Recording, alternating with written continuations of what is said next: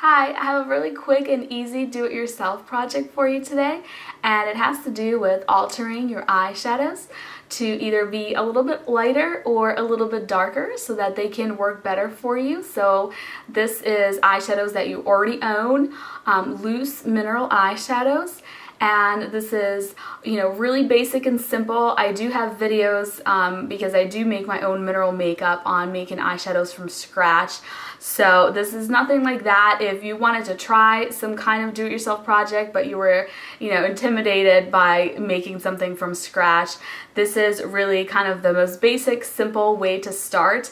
And I'm going to show you today two eyeshadows. These are both gift with purchase colors from Silk Naturals.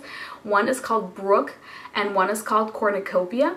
And what I'm going to do is I'm going to make Brook lighter by adding white to it, and I'm going to make Cornucopia darker by adding black to it. And what I'm going to use to lighten up Brook is a pigment called Velvet White from TKB Trading, and they have different they even have like a list somewhere of all their whites and how sheer, they go from like sheer and very shimmery to more of a pearl finish and more opaque. I'll show you what Velvet White looks like just so you can see if this will work for you, or if you want something, a little bit more shimmery. So as you can see, it's like a pearly white. It's pretty opaque. I would not call this shimmery. It's probably not even like the shiniest pearl. They have more shiny, more pearly colors as well. But I personally really like the finish of this. This is kind of like my ideal finish for eyeshadows, is a pearly sheen like this and no, large particles of shimmer. So that's what I'm going to personally use. You can, of course, use whatever, if you like shimmer, you can use more shimmer. So using just a little scoop, I'm going to take some of the Velvet White. I'm going to put it into the Brook eyeshadow, and I'm going to mix it up with just this little toothpick type thing. You can use, anything you want to mix it up. And I'm going to show you what it ended up looking like. So here is Brook before, and then here it is after. You can see the finish of it changed a tiny bit. It became a little bit more of that kind of velvety finish that the Velvet White had, and it's definitely lighter now in color. And then to darken up Cornucopia, what I'm going to use is called Soft Black from TKB Trading. And the reason I like to use this is because this mixes really, really well. The velvet and, a lot of the whites, they mix really well. You don't have to try that hard at all. You don't need, any special tools. You just stir with a toothpick and that's all it takes. And that's the case for this as well. However, if you use just a black iron oxide, that does have, a lot of trouble blending in, and you're going to need some kind of blender or grinder or something to get it, nice and evenly dispersed in your eyeshadow. So that's why I prefer to use this for a black color.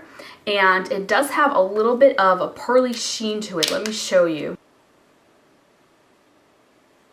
This does contain a little bit of bismuth oxychloride, so keep that in mind. You might want to, look through some of their products if you can't use that ingredient. I know I can't use it in like the Bare Essentials makeup because that's the base ingredient and it makes my face itchy. However, if it's not, one of the first couple ingredients, if it's at the tail end, then I have no problems using it. And I don't have problems using it in eyeshadows as well. And so you're just going to have a tiny, tiny amount of it. It's not the first ingredient in this powder. The first ingredient is mica. And then, you're adding it to an existing eyeshadow, so you're diluting it even further. So, more likely, unless you're super sensitive to it, you're probably not going to have the itchiness problems. So here is the result. Here's Cornucopia, and then right next to it is the version once I mixed in the black. So you can see it got darker, and the finish didn't change too much. So that is all there is to it. And using this little trick, you can make eyeshadows that perhaps you weren't going to wear. You can make them more wearable for you. And of course, if you want to make this a little bit more complicated, instead of using a white and a black, that's kind of, you know, the basic thing, you can use some of the colored mica pigments that TKB Trading has, you know, to alter not only how light or dark something is, but alter the color. You can, you know, make it more shimmery, make it less shimmery by using, you know, all different sorts of micas. But again, that's getting, you know, a little bit more complicated, so I'll leave that up to you, you know, how much you want to do with this. But I do want to warn you that if you are using iron oxides, which are the matte pigments, or you're using titanium dioxide, which is a matte white, those are, or zinc oxide too, those are hard to mix in properly, and you're gonna get streaks in your eyeshadows unless you have some kind of little like mortar and pestle to really mix it up good, or like a little handheld grinder. The ones I showed you are just kind of easy ones to mix in. You could just stir it in with a toothpick or close the jar and shake it up.